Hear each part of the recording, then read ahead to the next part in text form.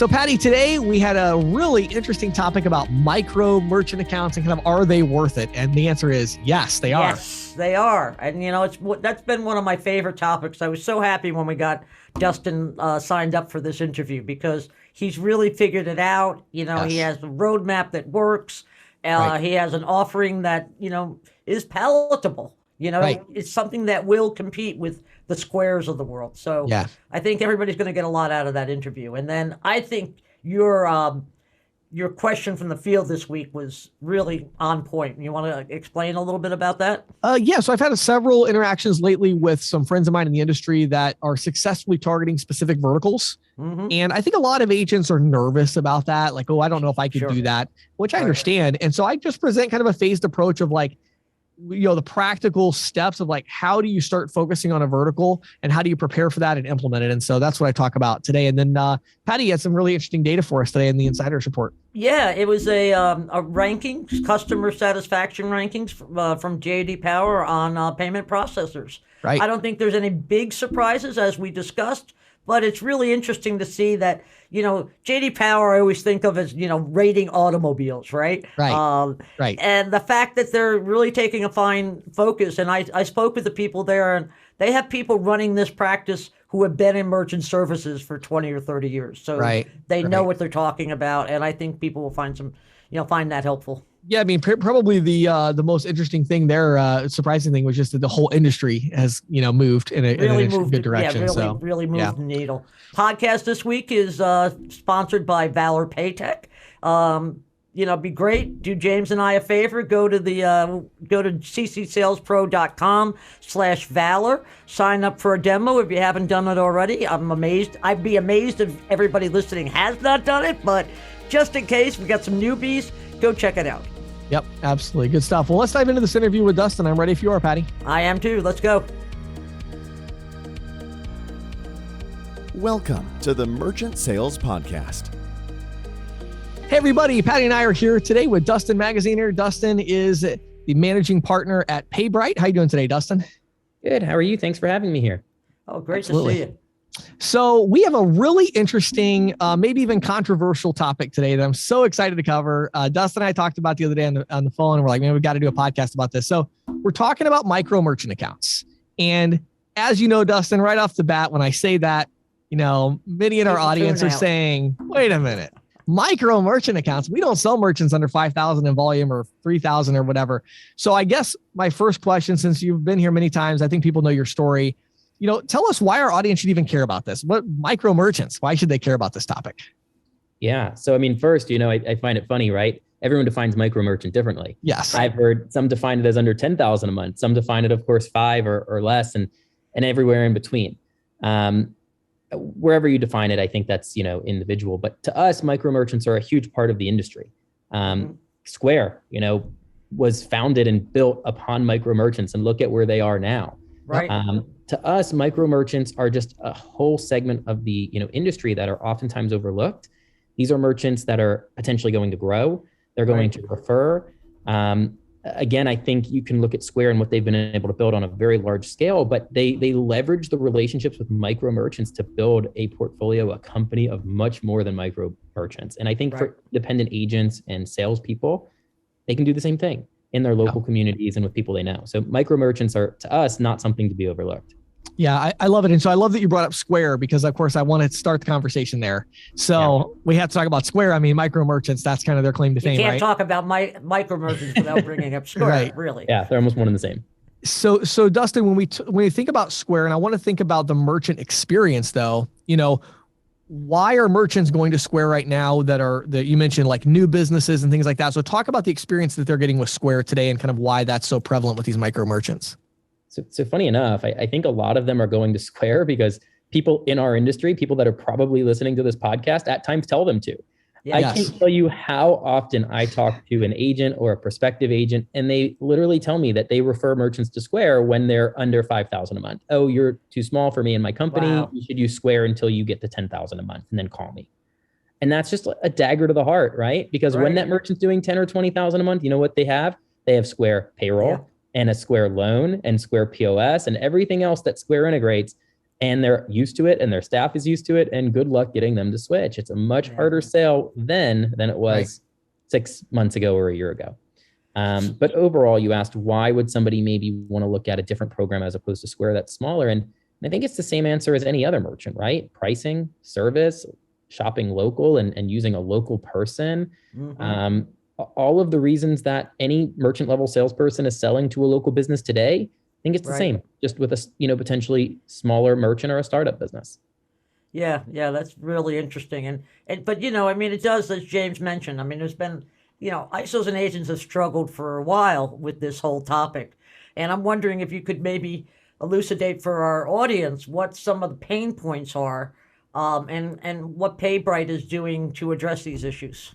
Yeah, so I think, the pain points that agents face oftentimes is they don't really have a great solution for these merchants, right? Typically, they have monthly costs, they have PCI, they have all of these, just monthly costs, 10, 20, 30, heck, sometimes $40 or $50 a month. And don't even get me started with some of these companies charging, annual fees and $125 monthly non-compliance fees. It gets really expensive. It gets ridiculous. The smaller the merchant is, the more painful that becomes. And so I think a lot of people in this industry don't have a good solution for these merchants where they can set them up in a kind of pay-as-you-go model or a no monthly fee approach.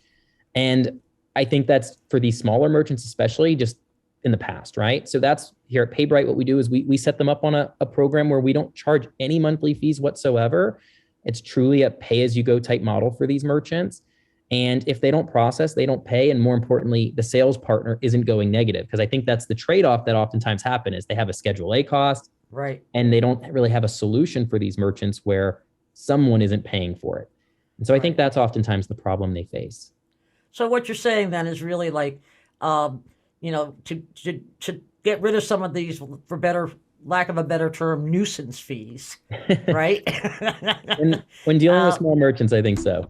Yeah, especially. I mean, with the small merchants, it's pretty much a nuisance fee. So, how do you, if I was an ISO or an agent, what would be your advice for how I should be competing with Square? How should I go after these merchants? So I think you go after them just like anyone else, right? Networking, cold calling, knocking on doors. If you're making phone calls over the phone, that's obviously a solution.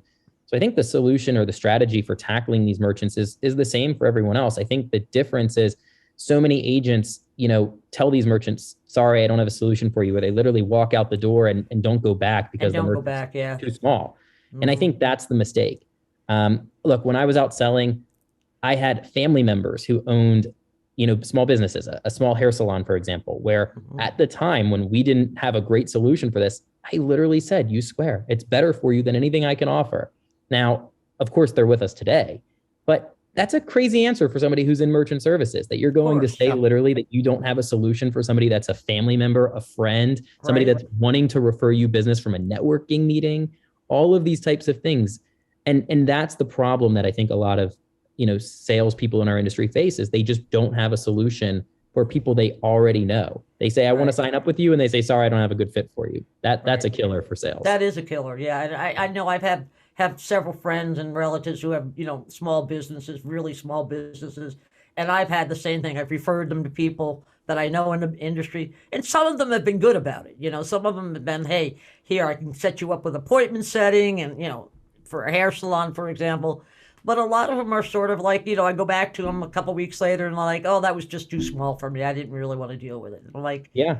Dude, small gets bigger. I say it all the time. No $1 million a month account opened their doors processing $1 million a month. Right. They all started somewhere, which was zero at one point in time. Right. And, small businesses grow and turn into bigger businesses. So I'm not a believer in passing up those opportunities. I think one of the reasons why a lot of people pass up on these opportunities is because they're afraid of the headaches that are associated with a smaller account. Sure. Right. But oftentimes that headache is, them calling you about the fees. Why am I paying $10 for PCI, $10 for statement, so on and so forth? So I think, you kind of kill two birds with one stone when you can eliminate the fees for these merchants, because you eliminate the fee, of course, but you also eliminate a lot of the issues that they call you about later on, and make those a less headache type merchant. Right. That's a good point. And maybe, Dustin, you could dive in a little bit deeper on the equipment side. So, one of the other really big issues here is that most processors are telling the agents, well, we don't want that account. And we don't want it so badly that we won't even give you a free, Verifone terminal. We won't give you anything, like nothing for this one. Yeah. We won't even give you a dongle for the phone. Yeah. Like I know one company that literally was making these merchants, they had to pay $75 to get the little dongle that goes on the phone. Oh my gosh. Man. So talk to us about this. I mean, how are you guys handling the equipment situation? We're not doing that. I didn't think you would be. Yeah. So, equipment, obviously we handle like any other, for the most part, we still provide these merchants with free placements. Again, it's to us about relationships. To me, when I was out selling, relationships were the most important thing. Now, I was maybe a little bit more granular than most people. I literally tracked metrics like how many referrals I got per signed merchant, which was 2.1. So I knew for every signed merchant, I was going to sign 2.1 more businesses eventually. That could be over 2 years. But they led to 2.1 more merchants. That was a small business or a big. So for me, it's about relationships. So we still provide free equipment to these merchants. For us, it's about getting them on board, just like any sale, right? Other companies have competing products that at times may be better, right? Square has some really attractive programs for certain merchants. That's always been true, and they're going to continue to get strong in areas that maybe they're not huge in today. But they also have weaknesses. They also have, things that they can't offer that we can, like local support and everything that everyone listening to this already knows. Right. So overall, right, it's about giving these merchants an easy solution that's not going to break the bank, that's going to work for them. And of course, have somebody they can call when and if they need someone. Got it. Okay. So we talked about the equipment. We talked about the fees. We definitely need to talk about the residual component here because, there's in many cases a disincentive, as we talked about on the phone. A lot of these agents literally sign one of these accounts and then the residual is negative $8. So the primary reason for those of our audience maybe that isn't familiar with this would be, number one, the Schedule A oftentimes does have Schedule A costs like a $5 on file fee or a $10 monthly cost. And then in addition to that, some companies will have like, hey, you can get this upfront bonus, but then we're going to take the first $10, $20, $30 of residual. Well, these accounts are generating $9 of residual or whatever. So how are you dealing with the residual component so the agents don't go upside down on these deals? Yeah. So first, there is no negative scenario for them. There is no scenario where they can go negative on these accounts whatsoever. And that's really important. That is important. Yeah. No one wants to be in business to literally pay someone else to work with them. Right? I mean, that just makes no sense. And when you sign up a negative account, you're literally paying to process for them. So no negative situation from the start, right? And the reason for that is, in granular level, our Schedule A on these accounts has 0 monthly costs. So if they don't process, they don't pay, and the agent isn't paying for it. We are covering that on our end. And again, for us, it's about relationships. It's about business. It's about referrals. It's about positive merchant experiences. To us, that has more value than anything else. And so we will cover all of those costs on these accounts. As far as residuals, right? I'm not going to sit here and tell any of the listeners to go out and spend the next 6 months targeting merchants processing less than $5,000 a month, right? They're still micro merchants. They're not going to be what we would call money makers, but they can become those merchants. They can refer you to those merchants. Personal experience, one of my largest accounts that I signed when I was out selling almost 9 years ago now came from a $10 a month account. True story. It was his brother-in-law, and he referred me to him 2 years after he signed up with me. Hadn't heard from him in 2 years, and he called me out of the blue. So I'm a big believer, again, always in relationships first, but it's always going to be a positive residual. There's no negative scenario. And again, if the merchant's not processing, sure, it might be a $0 monthly residual. But once they're active and they're processing, you're just making money. So it's still just, like any residual, going to continue to flow in positive. Sure. Now, one last thing I do have to bring up here, just because I talk about it all the time, and I know you're a believer in it as well, as cash discounting. I would think, now I don't know because my days of selling full-time are over, but I would imagine that these micro merchants would really be excited about cash discounting. And it just so happens it's a really big weakness for Square. They don't want to do it. They don't want the publicity. So they're not offering it, or they are, but it's, it's not a big public thing for them. So what are you guys, I'm assuming you're offering these same programs. Talk about that a little bit. Yeah, I love this topic.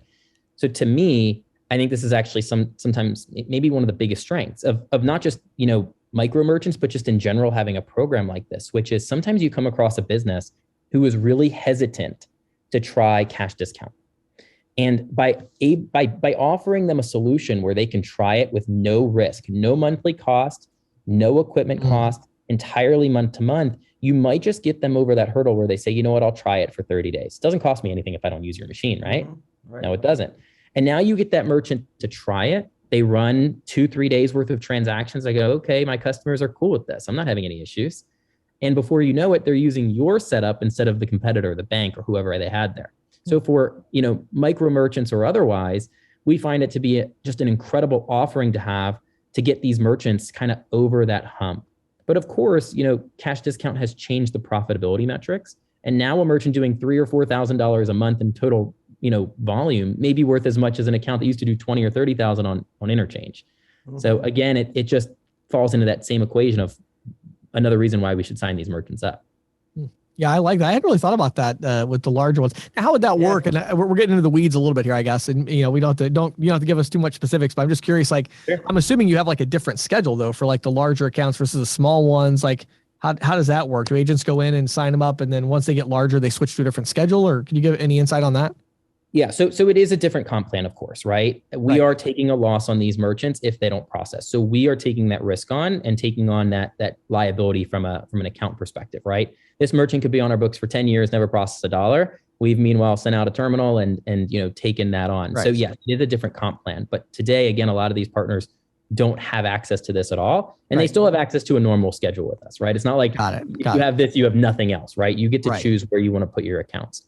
That's actually really cool, though. I like, but just to clarify, I like what you're saying, though. I think if I hear what you're saying correctly, I think you're saying I might go into a business and they might be really hesitant about the cash discounting. Maybe they're doing a larger amount of volume, but I don't know if they're going to do any volume with me. So I do this starter account, and then if they actually start processing, I could then, I guess, switch them to my normal comp plan and my normal schedule and take on that. We do have options, exactly. Okay, got it. So this is a way to set up that relationship and get things going. I'll tell you another huge advantage is there are scenarios where merchants need multiple merchant accounts. Maybe it's a business with 2 locations and a website, and that website's only going to process a tiny little bit. Right. We see agents all the time struggling to get the website up and running because the merchant doesn't want to pay an extra $15 a month. Right. So all of these scenarios that can come up where you maybe need a merchant account without hefty monthly costs or any monthly cost is where it can come into play. It I think actually goes, more. It's broader than just kind of that individual hairstylist processing $2,000 a month. There's so many more applications for it. Of course, that scenario being the most common, but really it's a program where, we believe in having the option for merchants to have an account with us and no monthly cost to have it, nothing negative to the agent. Yeah, I love it. Good stuff. Well, I know we could go on talking about this for a long time, Dustin. It's always a pleasure having you on here. Before we have you jump off, though, I know a lot of our listeners are going to want to learn more about your programs in general and micro merchants specifically. So where would you send them to learn more? Yeah, you could either go to our website, right? Our website is gopaybright.com. You could also email me. It's dustin@gopaybright.com. Either of those will work. And of course, we'd be happy to answer any questions. And of course, Dustin is very active on the Facebook page. Oh yeah, and our CC Sales Pro community. Yeah, Dustin's probably one of the highest ranking executives that regularly helps our community members. So yeah, we appreciate that as well. We really appreciate that. Yeah, I appreciate that. Awesome. Well, Dustin, thanks so much again for your time and your insights. Always a pleasure. Thanks so much. Have a great day. You too.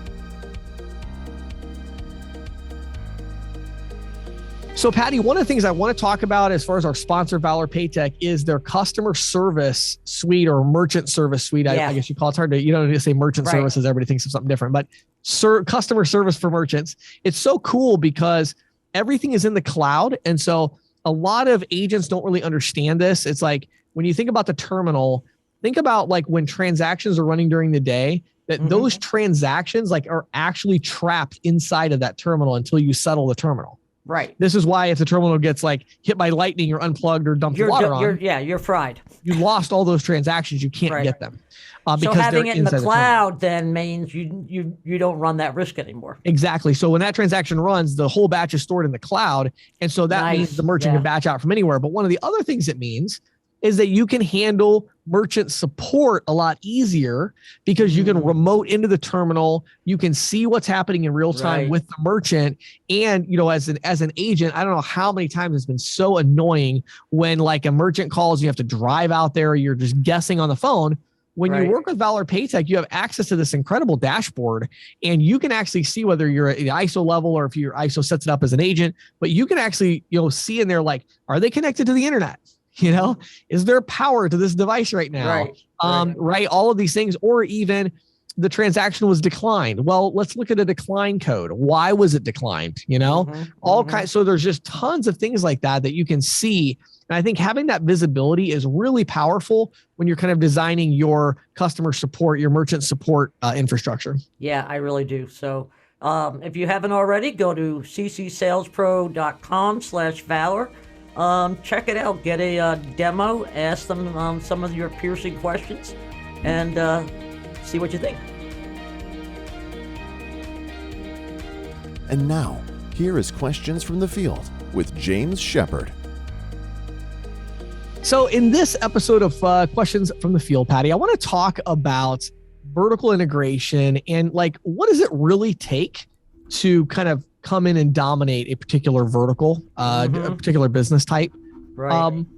And I think a lot of agents struggle unnecessarily with this because they just aren't prepared or don't understand the things that they need to do.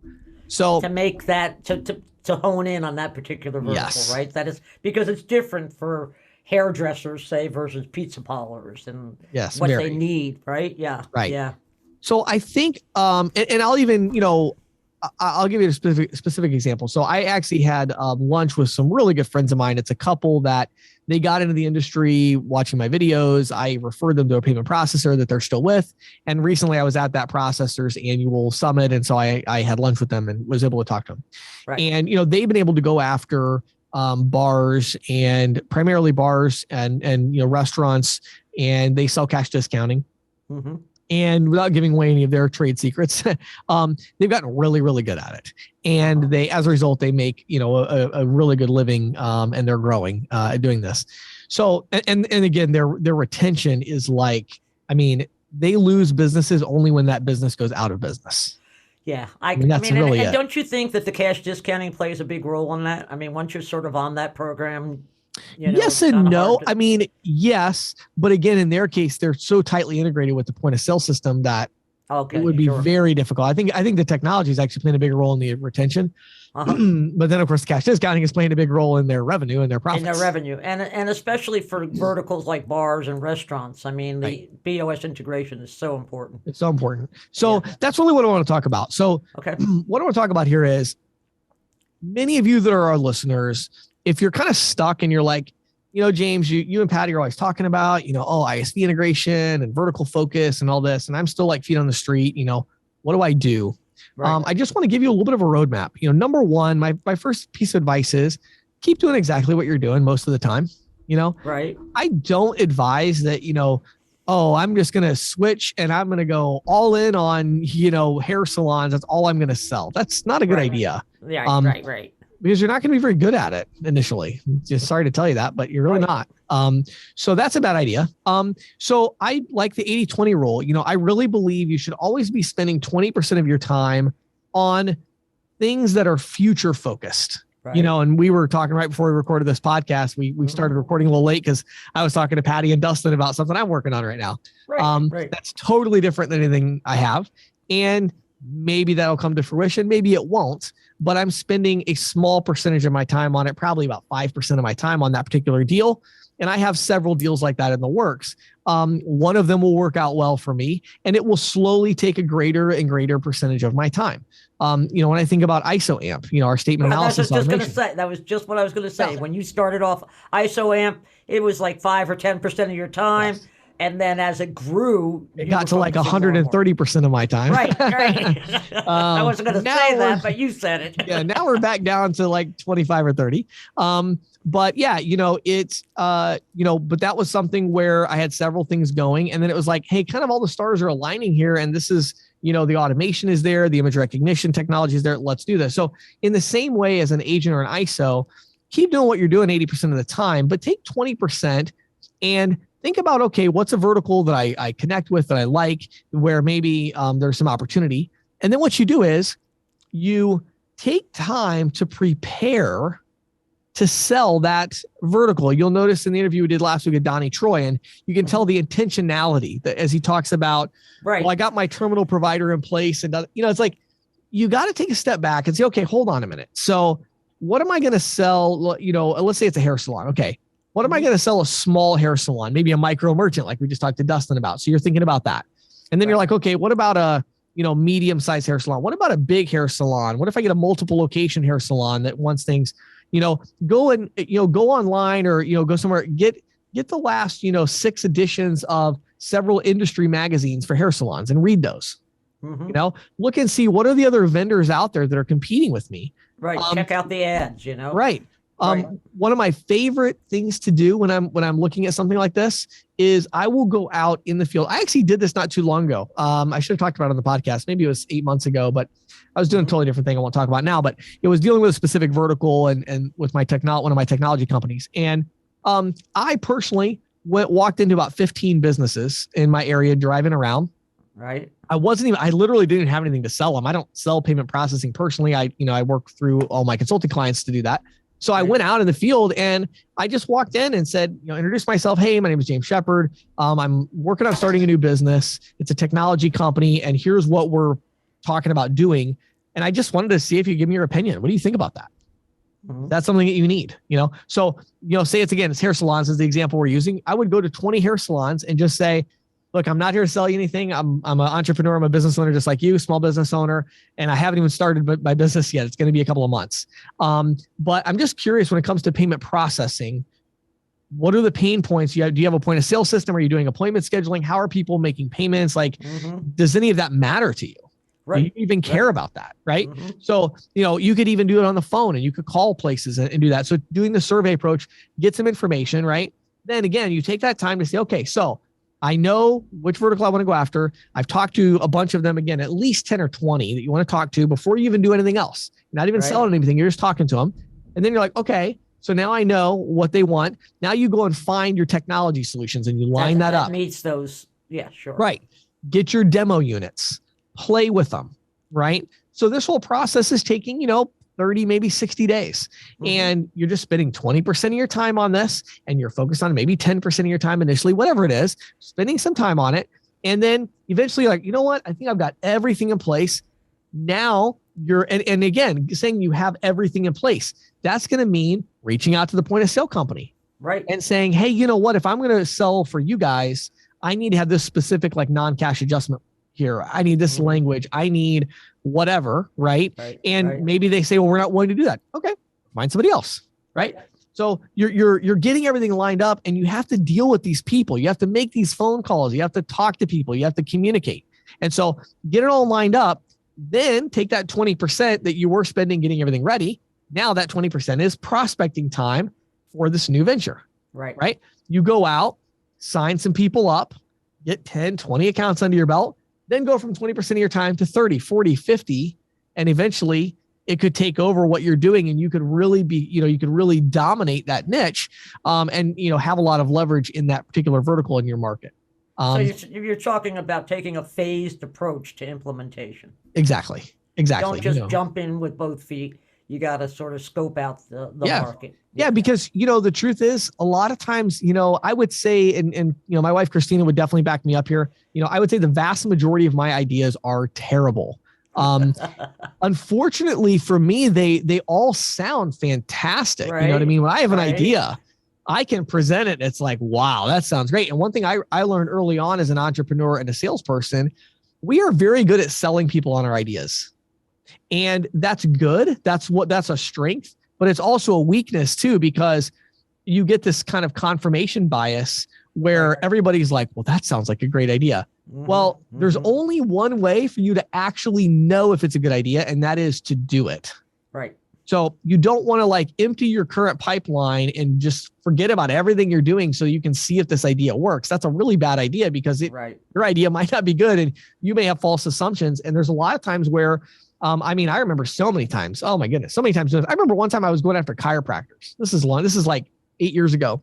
And I was convinced Like this is the dream solution for chiropractors. Like, this is it. I'm going to sell all of them, Right. And I got out there and even my initial conversation I had with people was pretty good, but then I actually got out there and tried to sell it.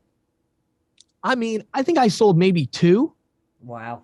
And it turned out that the solution I had, they all liked the sound of it. And they were all like, ooh, that sounds cool. But when I was actually like, you got to sign up for this, they had other things and they had other like insurance concerns and all these other things. And it like stuff I just didn't even think of. Right. And it was like a total flop. And fortunately, it was just something I was trying. And I was actually still selling accounts and building my team of agents and doing all the stuff I normally would do. But you got to get out there and do it. So anyway, my advice is take a phased approach. As you said, Patty, it's like spend 20% of your time, actually get things ready, test the waters, go talk to people, get some interaction. And then understand your idea is not a proven idea until you prove it. Doesn't matter if everybody thinks it sounds good. When you actually get customers to sign up, you have a good idea. You have a winner. Yeah, exactly. Good stuff, James. Thanks. Thank you. This is the Insider's Report with Patty Murphy. So, James, J.D. Power, the company that brought us rankings for best cars for dependability and so forth, right, has now has an award for best payment processor for small businesses. Okay. I think this company started this about 4 years ago. I think I might have brought in the ratings maybe the second year, but I decided I wanted to kind of let it sit for a while until they got more experience and a bigger pool. So I went back to them this year and discovered that B of A was their top ranker. And in fact, 6 of the top rated processors, top 10, I believe, are all banks, which is reversing that trend their early trend that they seemed to uncover was a lot of fintech, a lot more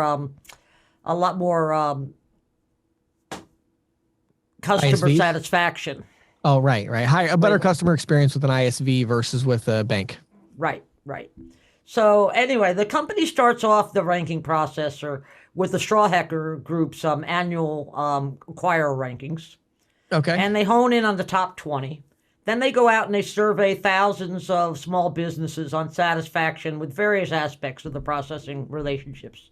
This year there were just over 4,400.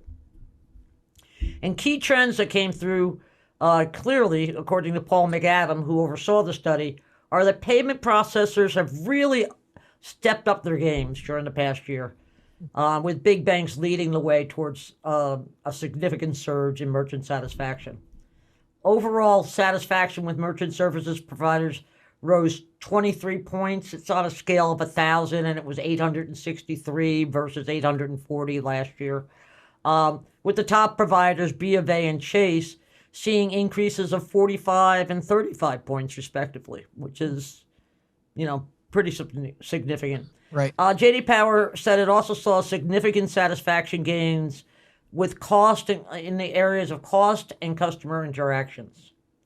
McAdam told me that many of the merchants reported their processors, for example, waiving fees, due to COVID concerns and, we talked about, kind of some of the junked fees and in fact, nearly 3/4 of businesses said their provider took at least one proactive step in response to challenges posed by the pandemic, which translated to a 71-point increase in satisfaction for cost of service.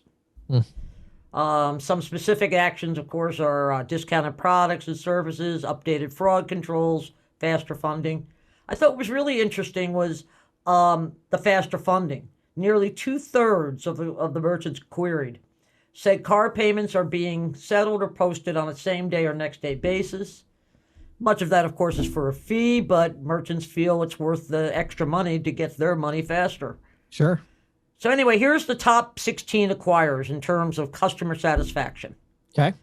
B of A, Chase Merchant Services, Square, PayPal, Wells Fargo, Stripe, Elevon, Global, North American Bancard, Shopify, Fiserv at number 11, Evo Payments, PNC Merchant Services, Intuit QuickBooks at 14, Number 15 was FIS, and number 16 was PaySafe.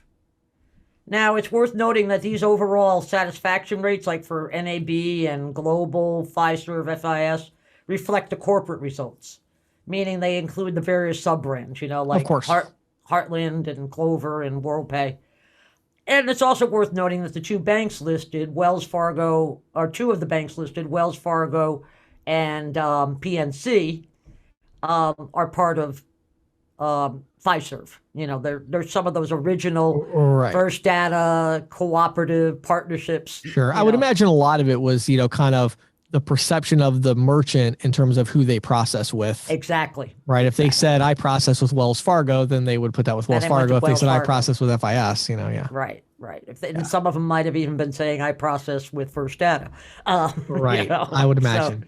So, I would imagine. But I thought that, I thought these rankings were kind of, like I said, I wanted to give it a few years before I started broaching it with our people, but there's some interesting stuff there. There is. I mean, and then actually, as you're saying, the rankings, nothing about that list surprised me that much. The only thing that surprised me was Fiserv being down and FIS being down as low as they were. That surprised you? It surprised me, yeah. Oh. Only because, and again, it may be that I kind of look at it from the partnership perspective, the Chase and the Wells. Right.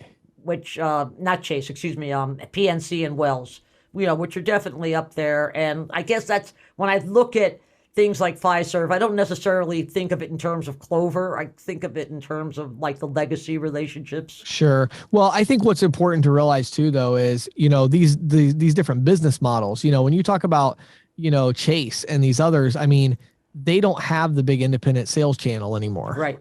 And so they have total control over the merchant experience. Right. And from beginning to end. So whereas you think of that makes a huge difference. It does. I mean, what's impressive to me is you think about a North American bank card actually that was up that high. What's impressive about that to me is, their agents are ultimately setting the pricing. Right. And then they are forced to deal with that. Right. And they don't have total control. The agents will go back and stuff. So again, there's that goes to show there are a lot of independent agents and ISOs that are fantastic, that are doing a great job. Right. Same with the other ones that are ranking higher there. But of course, I think it's apples and oranges a bit to compare some of these companies that are largely based on individual independent agent channels versus in-house. Yeah, in-house. You look at a Square or a Stripe, right, or even a Chase. They have total control over the merchant experience. So I think they're going to have a much easier time. But I think it's impressive that our industry is, I will say, I think it's very impressive the way our industry responded to COVID. Yes, I do too. I think there was incredible. I know a lot of people where I was actually surprised, to be honest. I mean, there was a bunch where I'd reach out, friends of mine in the industry that are telling me, yeah, we actually, one of them had an annual fee that was supposed to come out in February or March, whenever the real everything was really going nuts. Blew up. Yeah. Yeah. And they waived that. And I mean, when I say they waived that, I'm talking about that was like a couple of $1 million that they lost in potential revenue. That was impressive. But the goodwill was out there. It was. Bring in the future. It was. Yes. Yeah. And I think that did help our industry as a whole. So that's exciting. And I agree with you. I think, 10 or 15 years ago, you might not have seen that. Right. So, yeah, good stuff. Definitely keep us posted on that one. But that's very interesting. Thanks, James. Thank you for listening to the Merchant Sales Podcast. Whether you are an industry veteran, processing executive, or just trying to learn about the payment space, we appreciate your time. The Merchant Sales Podcast is a joint production of Greensheet.com and ccsalespro.com, and we hope you will tune in next week for more information and tips on building your merchant services business.